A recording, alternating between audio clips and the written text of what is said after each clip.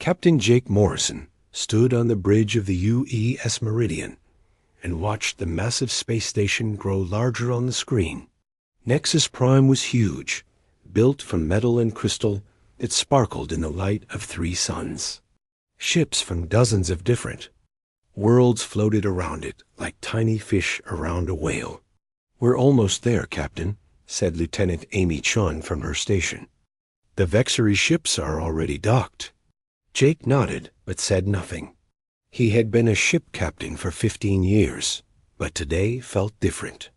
Today, the future of humanity might be decided in a meeting room on an alien space station. Ambassador Lisa Carter walked onto the bridge.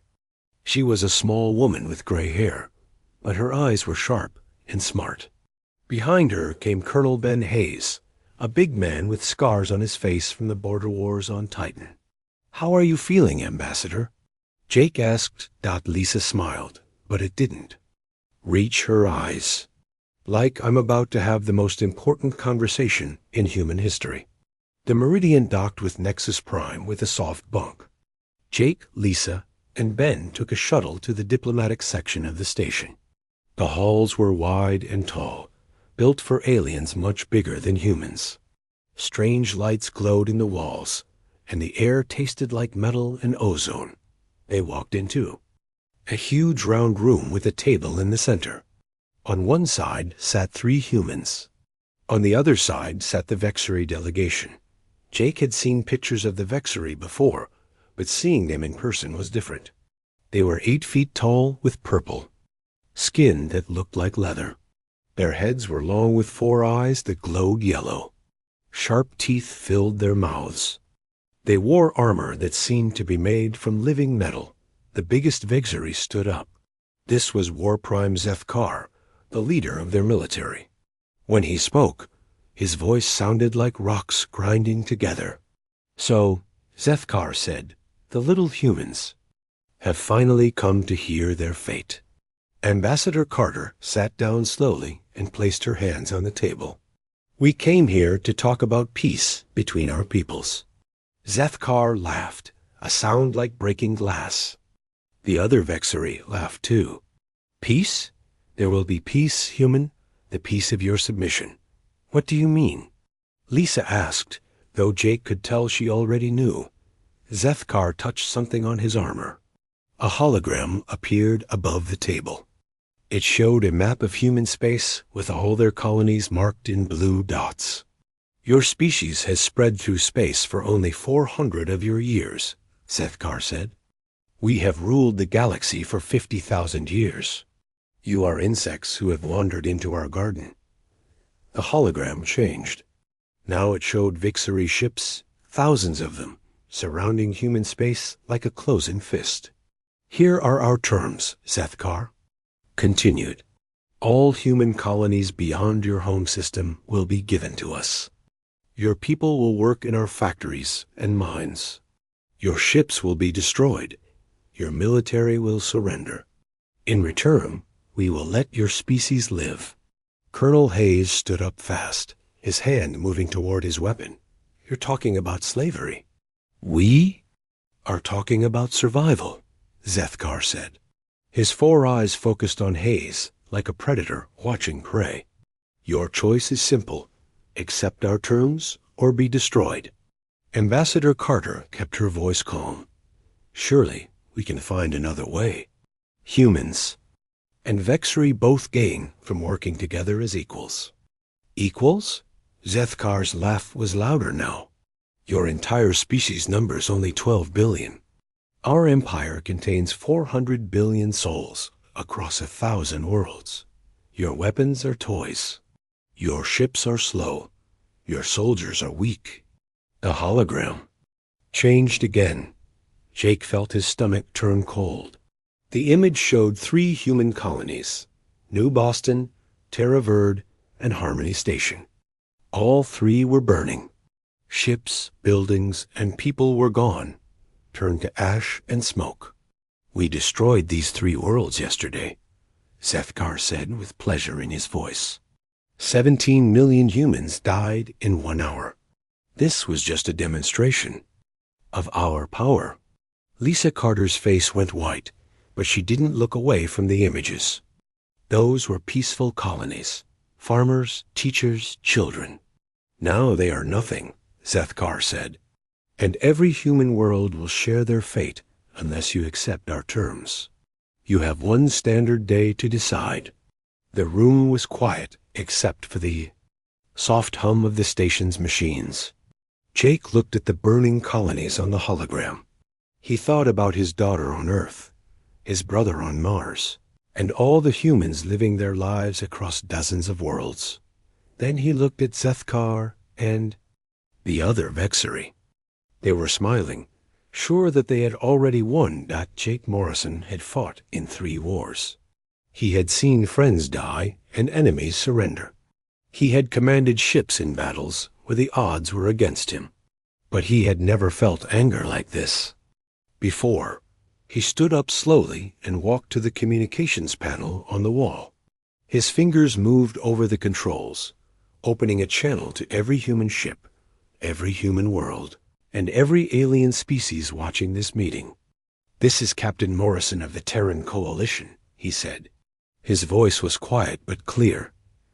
"We have received your ultimatum." Zethkar nodded, thinking he was about to hear humanity's surrender. Instead, Jake looked directly at the War Prime and spoke words that would echo through the galaxy. "War? You'll have your war." The message reached Earth 12 hours later. President Amanda Brooks sat in the Situation Room, deep under the White House, watching the recording of Captain Morrison's declaration. Around the long table sat the most powerful people in human. "Space, how bad is it?" asked Admiral Chris Parker, commander of the Terran fleet. He was an old man with white hair and calm eyes that had seen too many battles. "Bad," said General Kate Rodriguez. "Intelligence says the Vexery have over 10,000. Ships. We have maybe 300 that could fight in a real war." Secretary of Defense Tom Wright shook his head. "The news channels are calling it the end of humanity. People are panicking in the streets." President Brooks stood up and walked to the big screen showing Earth from space. Blue and green and beautiful, surrounded by the lights of orbital stations, where 50 million people lived and worked. "What about the Prometheus project?" she asked quietly. The room went silent. Most of the people there had never heard those words before. Dr. Alex Thompson cleared his throat. He was a thin man with thick glasses, who looked like he spent all his time in laboratories, which he did. "Madam President," Dr. Thompson said, "I think it's time to tell them." President Brooks nodded. "Show them."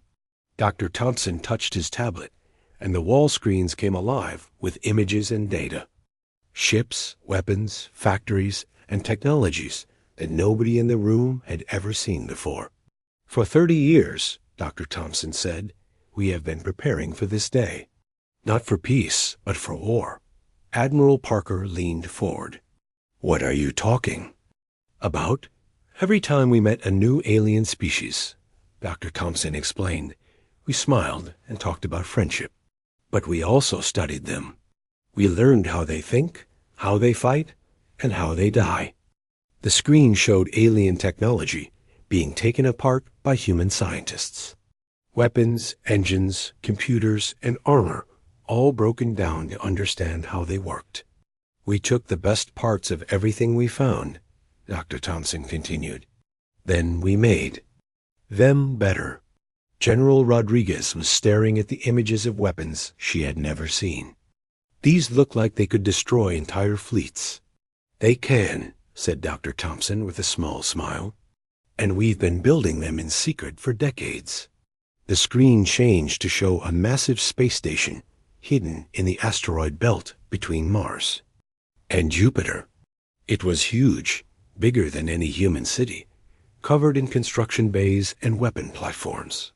"This is Forge Station," Dr. Thompson said. "Along with 17 other hidden facilities, it has been building our real military for 30 years. President Brooks turned back to the table. "The public thinks we have 300 warships." We actually have over 2,000, plus weapons the Vexery have never seen. But why keep it secret? Asked Secretary Wright. Because scared enemies are stupid enemies, said Dr. Thompson. The Vexery think we're weak. That gives us an advantage. Admiral Parker was studying the ship designs on the screen. These vessels, they don't look like anything in our fleet. They're not, Dr. Thompson said. Faster engines, stronger armor, and weapons that can punch through anything the Vexery have. Plus something else. What?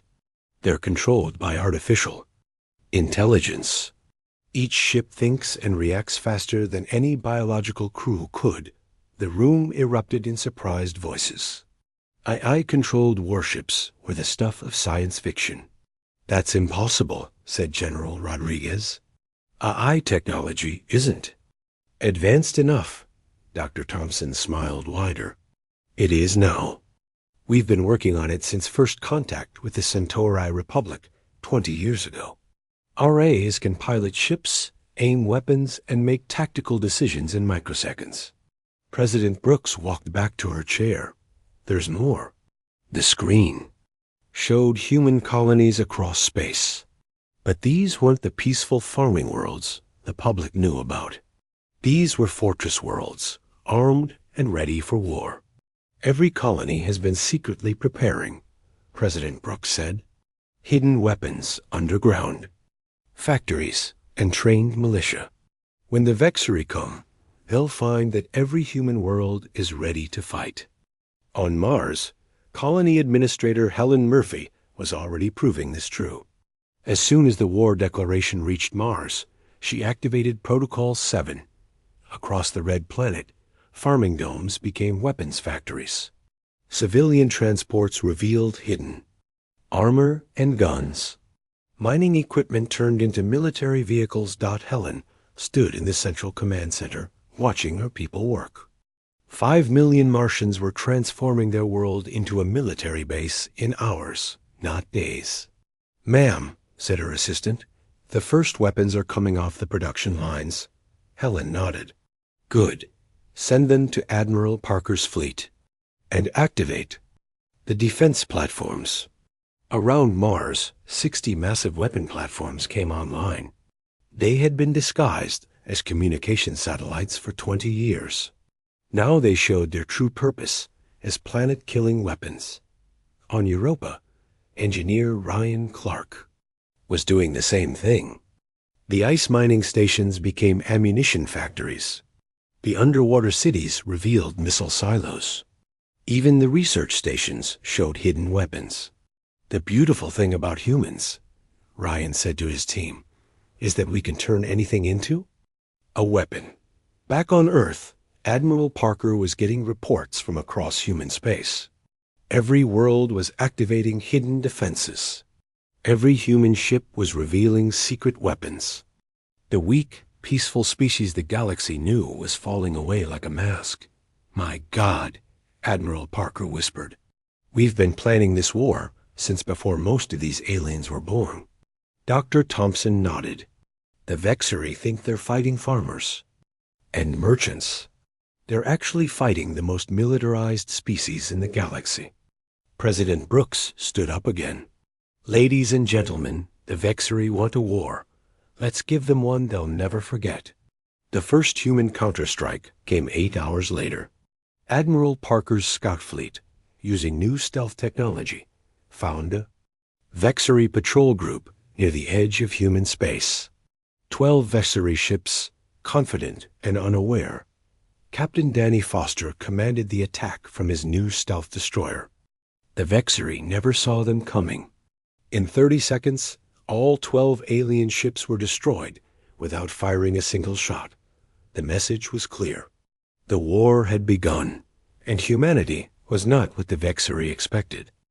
War-primed Zethkar screamed in rage when he learned about the destroyed patrol. 12 ships vanished without even sending a distress signal. Impossible. Humans didn't have that kind of technology. Send the third battle fleet, he ordered. 10,000 ships. Crush every human world and show the galaxy what happens to those who defy us. The Vexor Armada was massive. 10,000 warships, each one the size of a human city. They had conquered dozens of species with fleets half this size. Against primitive humans, it would be a slaughter. The fleet entered human space near the Titan system. This was where humanity mined fuel from the gas giants' moons.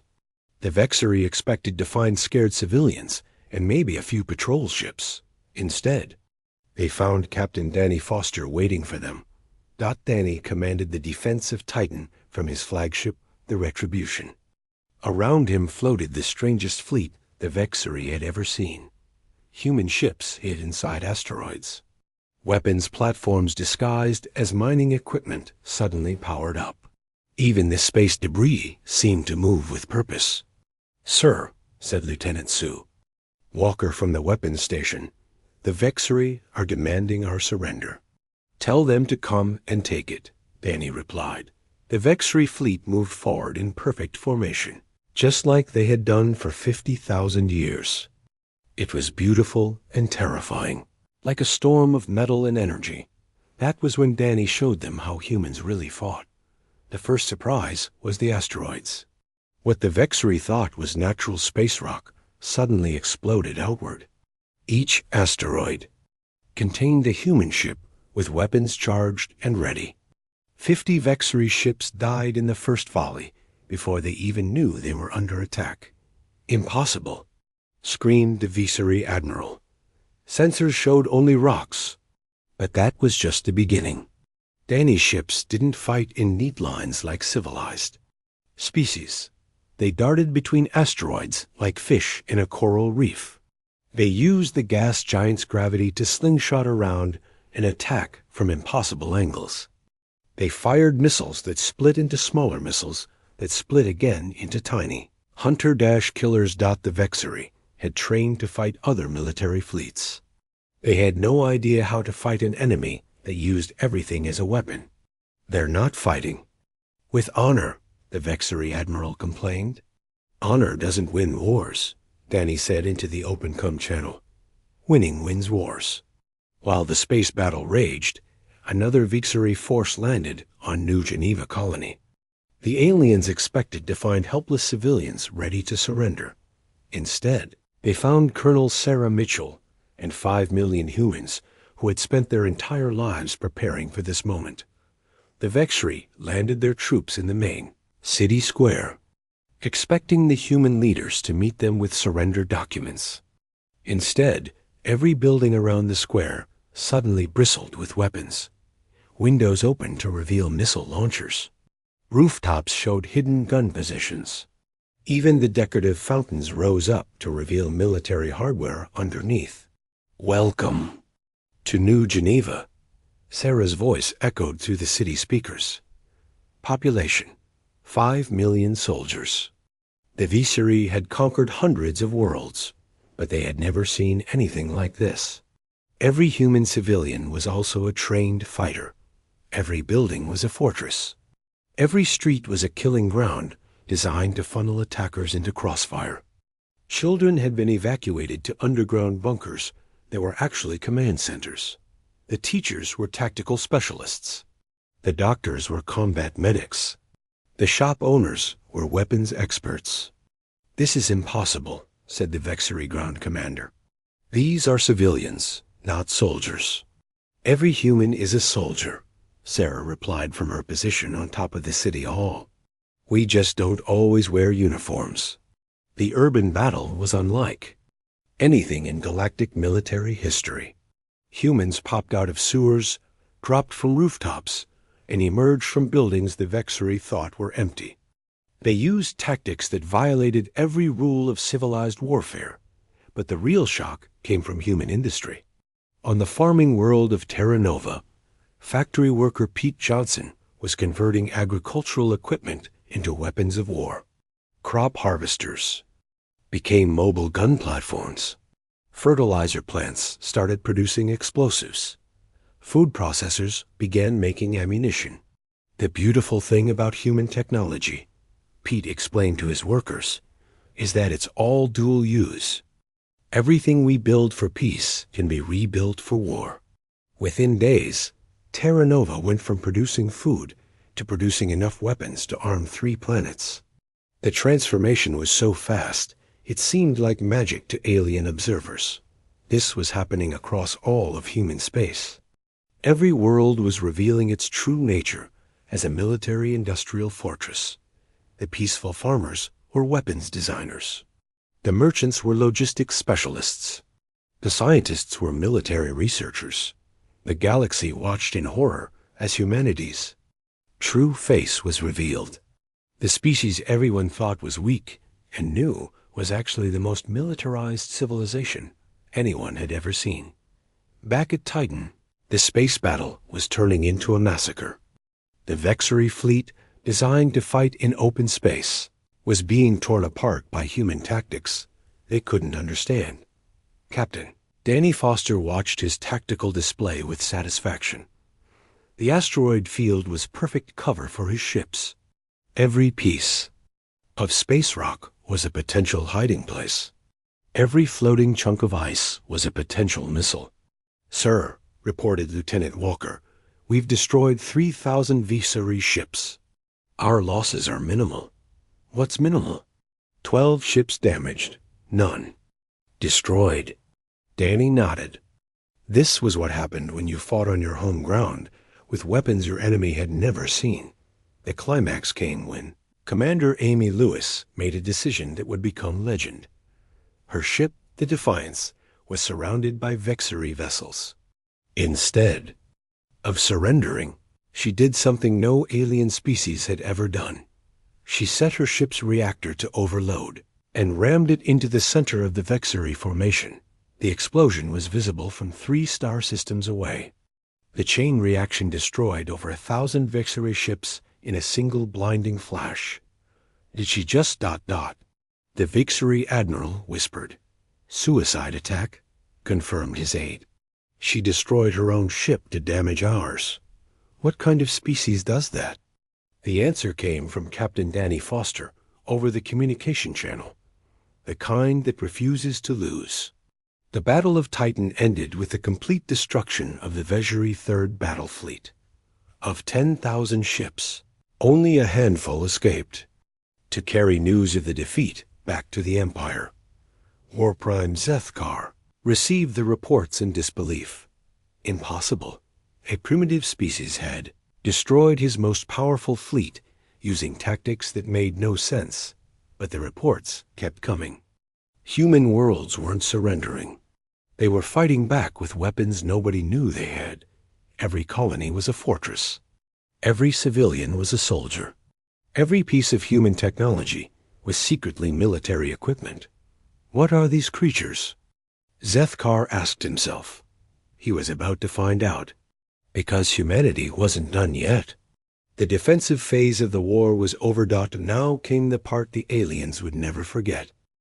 The destruction of the Third Battle Fleet sent shockwaves through the Vexery Empire. For the first time in 50,000 years, they had suffered a major defeat. War Prime Zethkar ordered his remaining fleets to retreat and regroup. He thought the humans would be happy to return to their defensive positions. He was wrong. President Amanda Brooks stood before the Terran Council and announced Operation Nemesis. "We're not going to wait for them to attack us again," she said. "We're taking this war to them." Admiral Tony Garcia led the human fleet into Vexery space 3 days later. 2,000 human ships, all equipped with technology the aliens had never seen. But it wasn't just the ships that scared the Vexery. It was how the humans fought. The first Vexery world they hit was Kethmore, a mining planet with 3 billion inhabitants. The Vexery defenders expected a normal space battle followed by an invasion. Instead, the humans did something that horrified the galaxy. Admiral Garcia broadcast messages across the planet in perfect Vexery language. But these weren't surrender demands. They were recordings of Vexery leaders talking about their plans to enslave humanity. Private conversations, secret meetings, personal fears. How do they know our private communications? Ask the planetary governor. The answer was worse than he could imagine. Humans had been listening to Vexery transmissions for decades. They knew every secret, every weakness, every fear that the Empire tried to hide. Then came the biological weapons. Dr. Nick Wright had spent 20 years studying alien biology. He knew exactly which chemicals would affect Vexery nervous systems. Without harming other species. The gas was invisible and odorless. It didn't kill, but it made Vexery soldiers unable to fight. They became confused, frightened, and unable to follow orders. Within hours, the entire planetary defense force was helpless. This violates every galactic convention of war, transmitted. The Vexery governor, Admiral Garcia's reply was broadcast across all frequencies. Your people wanted to enslave our children. We don't follow your rules anymore. But the humans weren't done. They had learned something important about the Vexery Empire. It was held together by fear.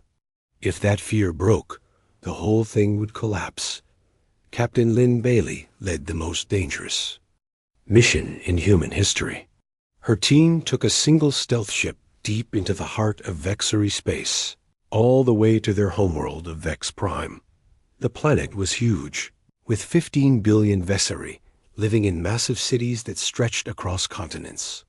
It was protected by orbital defense platforms that could destroy entire fleets. Lynn's team didn't attack the defenses. They slipped past them like ghosts and landed on the planet's surface.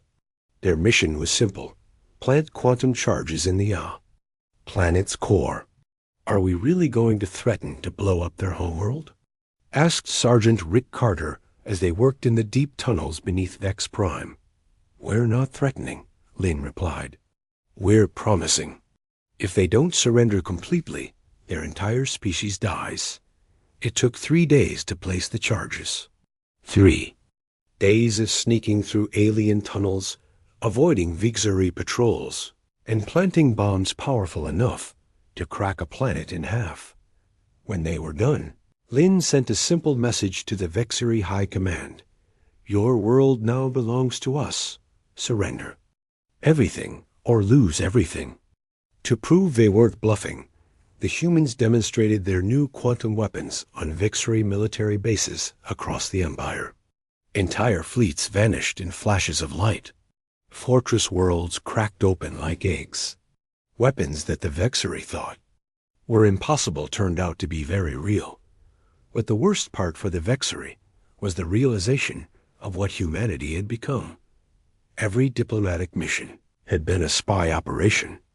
Every cultural exchange had been intelligence gathering. Every trade agreement had been preparation for war. For decades, while the Vexery thought they were dealing with peaceful humans, they had actually been studied by the most dangerous predators in the galaxy.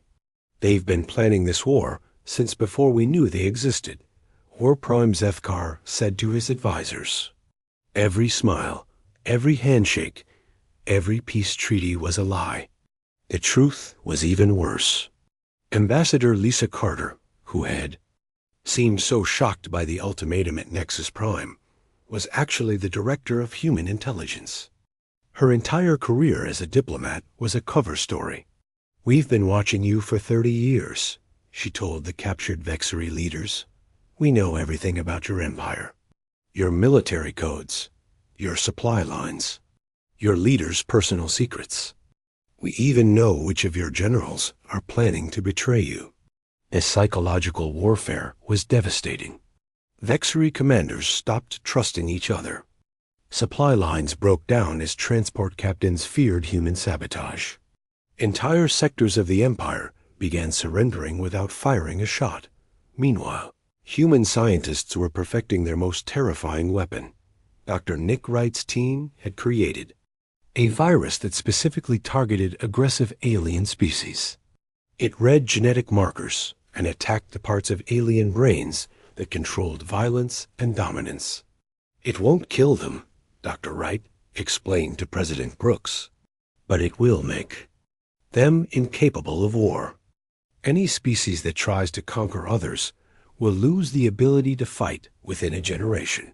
The implications were staggering. Humanity was preparing to remake the galaxy by eliminating the capacity for aggression in other species. The final battle came at Zethkar's fortress, the largest military base in Vexery space. War Prime Zethkar had gathered the remains of his empire's fleet for one last stand. Admiral Garcia arrived with the full human fleet. But instead of a traditional space battle, he showed the Vexery what total war really meant. The humans attacked on 5 different levels simultaneously. Their ships fought in space. Their viruses attacked Vexery biology. Their AI systems hacked Vexery computers. Their psychological warfare broke Vexery morale. And their quantum weapons made the base's shields useless. "This isn't war," Zethkar whispered as he watched his empire die around him. "This is extermination." "No," Admiral Garcia replied over the comms. "This is what happens when you threaten human children." The battle lasted 4 hours. When it was over, the Vexery Empire had ceased to exist as a military force. Their fleets were destroyed, their worlds were occupied, and their leaders were prisoners. Most importantly, every species in the galaxy had watched it happen. They had seen what humans were really capable of when they stopped pretending to be peaceful. The message was clear. Humanity wasn't just another species trying to survive in a dangerous galaxy. They were the apex predators, and they had been hiding in plain sight for decades. War Prime Zethkar, now a prisoner aboard the human flagship Retribution, finally understood what his species had awakened. "You were never the weak species we thought you were," he said to Admiral Garcia. "No," Garcia replied with a cold smile. "We're the species that every other species should be afraid of. And now the whole galaxy knows it. The Vexery Empire had demanded war. They got war. But they also got something else. The knowledge that humanity had been preparing for this moment since the day they first met aliens. And the preparations were far from over." War Prime Zethkar knelt in chains aboard the human flagship Retribution. The most powerful military leader in the galaxy was now a prisoner, and his empire lay in ruins. Around him stood the humans he had once thought were weak insects. Admiral Jake Morrison, promoted after his famous declaration of war, looked down at the fallen Vexery leader.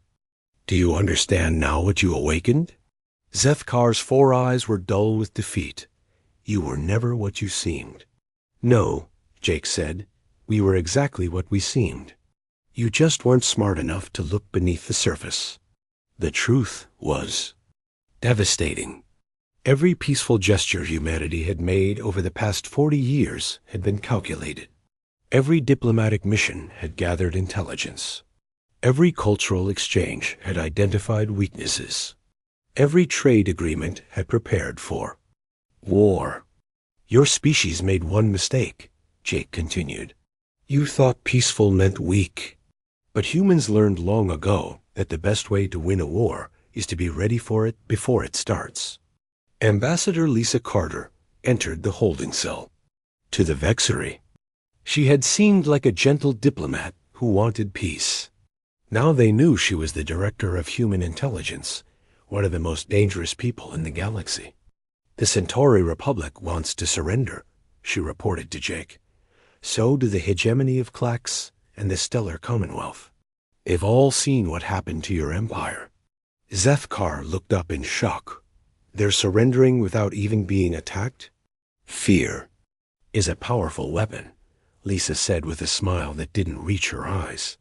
"Much more efficient than actually fighting." The galactic transformation had begun within hours of the Vexery Empire's collapse. Species that had ruled space for thousands of years were begging humanity for protection. The same aliens who had ignored humans as primitives now offered tribute and alliance. President Amanda Brooks addressed the galaxy from the rebuilt Nexus Prime Station, the same place where the war had begun. But now it was surrounded by human ships and defended by human weapons. The age of galactic empires is over, she announced. The age of human protection has begun. The new system was simple and terrifying. Species that proved they were peaceful and beneficial would be protected by humanity. Species that showed aggressive tendencies would be eliminated or modified. Dr. Nick Wright's genetic virus was already spreading through the galaxy. Alien species that had built their cultures on conquest and domination found their children being born without the capacity for violence. Within a generation, the most aggressive civilizations would become as peaceful as sheep. It's more humane than extinction, Dr. Wright explained to the Galactic Council. We're not killing anyone. We're just making sure the galaxy becomes a safer place. Some species tried to resist. The carnivore clans launched raids against human shipping. They lasted 3 days before human hunter-killer fleets eliminated their entire civilization. The Machine Collective tried to hack human computer systems. Their homeworld was turned into scrap metal within hours. Each defeat sent the same message. Resistance was not just futile. It was suicidal. Commander Sue Walker now oversaw the new order from her command post on Nexus Prime. The same station, where Zethkar had threatened humanity, now served as the center of human galactic administration. Status report, she asked her aide, Lieutenant Mary Davis. 14 more species requested protection status today, Mary replied. The Aquatic Federation, the Crystal Builders, and 12 minor civilizations. All have agreed to our terms. The terms were non-negotiable. No military forces except for system defense. No weapons research except with human approval. No territorial expansion without human permission. Complete openness about technology and resources. In exchange, humanity would protect them from any threat and share beneficial technology. It was the choice between freedom and safety, and most species chose safety. What about the Vexery survivors? Sue asked. Rehabilitation is proceeding on schedule. The genetic modifications are taking effect. The younger generation shows no aggressive tendencies at all. The Vexery people were being transformed. Not killed, not enslaved, but changed at the genetic level to be incapable of the violence that had built their empire. Their children would grow up as peaceful as any other protected species. On Earth, children learned about the war in school. Teacher Greg Allen showed his class pictures of the great battles and explained the lessons humanity had learned. Remember, he told his students, peace isn't weakness. Peace is what happens when everyone is too afraid to start a war. 8-year-old Tommy Chun raised his hand. Mr. Allen, were the aliens really going to make us slaves? Yes, Tommy. They thought humans were weak because we talked about peace and friendship. They didn't understand that we were preparing for war the whole time. So we were lying to them? Greg smiled. We were being careful, Tommy. When you're not the strongest person in the room, you have to be the smartest. And when you become the strongest, you have to be ready to use that strength to protect everyone else. The galaxy had indeed become safer, but it was the safety of a prison camp. Every species knew that humanity was watching, listening, and ready to act. Human monitoring stations floated in every star system. Human agents lived on every world. Human weapons could reach any target in the galaxy. Within days, the transformation was complete when the former War Prime Zethkar was released from prison. The genetic modifications had changed him completely. The fierce warrior who had once commanded galactic fleets now worked as a gardener on a human agricultural world. Do you remember who you used to be? Asked Dr. Wright during one of his regular checkups. Zethkar looked up from the flowers he was planting. I remember the anger, the need to dominate and conquer. But I don't understand why I felt that way. It seemed so ... pointless now. That's the virus working, Dr. Wright explained. You're still you, but the parts of your brain that drove you to violence have been deactivated. I should be angry about that, Zethkar said thoughtfully, but I'm not. I actually feel ... peaceful. That's the idea. The final irony was that humanity had achieved what every galactic empire had failed to do, lasting peace. But they had done it through the threat of overwhelming violence, not through diplomacy or goodwill. Admiral Jake Morrison, now head of Human Space Command, stood on the observation deck of his flagship and looked out at the galaxy. Thousands of species lived and worked under human protection. Trade flowed freely between worlds. Wars had become extinct. Was it worth it? Asked his aide. Captain Amy Lewis.Chake was quiet for a long moment. Ask me again in 100 years, when we're sure the galaxy is safe for human children. And if other species develop weapons that could threaten us, then we'll do what we've always done, Jake said. We'll be ready first. The galaxy had learned that humanity's greatest strength wasn't their technology or their industry. It was their willingness to become whatever they needed to become to protect their own. They had been explorers when exploration was needed. They had been diplomats when diplomacy was required. They had been warriors when war was necessary. Now they were guardians, watching over a galaxy they had conquered not through empire building, but through the simple promise that anyone who threatened the peace would face the full wrath of humanity. The war was over. The age of human dominance had begun, and every alien species in the galaxy knew that when someone had asked humanity if they wanted war, the humans had given them exactly what they requested. They had asked for war, and humanity had given them war so complete and devastating that no one would ever ask for it again.